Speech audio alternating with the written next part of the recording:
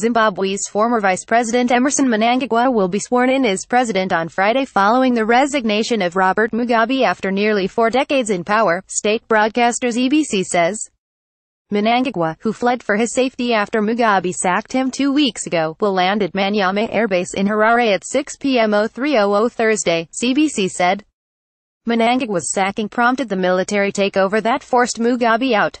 Mugabe's downfall came suddenly for a man once feted across Africa as a liberation hero for leading his country to independence from Britain in 1980 after a war. The 93-year-old had clung on for a week after the army takeover, with ZANU-PF urging him to go. He finally resigned on Tuesday moments after Parliament began an impeachment process seen as the only legal way to force him out. People danced in the streets of Harare and car horns blared at the news that the Mugabe era was finally over. Some brandished posters of Mnangagwa and Army Chief General Constantino Chiwenga. Speaker of Parliament Jacob Mutanda is due to hold a news conference later on Wednesday.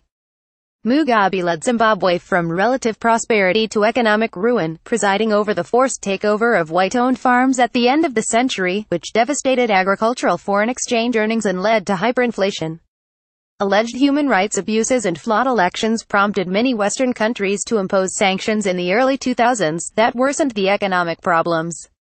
If Mnangagwa can arrest Zimbabwe's economic decline, deliver clean elections next year, and woo back bilateral support from Western states, new investment could begin to flow.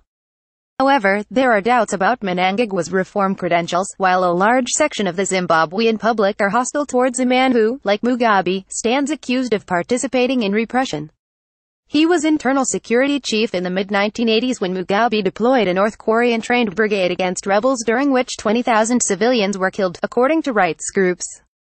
The dark past is not going to disappear. They will be following him around like a piece of chewing gum on his shoe, International Crisis Group Southern Africa senior consultant Piers Pigo said. Nicknamed Ngwina, or crocodile in the Shona language, an animal famed in Zimbabwean lore for its stealth and ruthlessness, Mnangagwa issued a statement from hiding calling on Zimbabweans to unite to rebuild the country. Copyright AP 2017.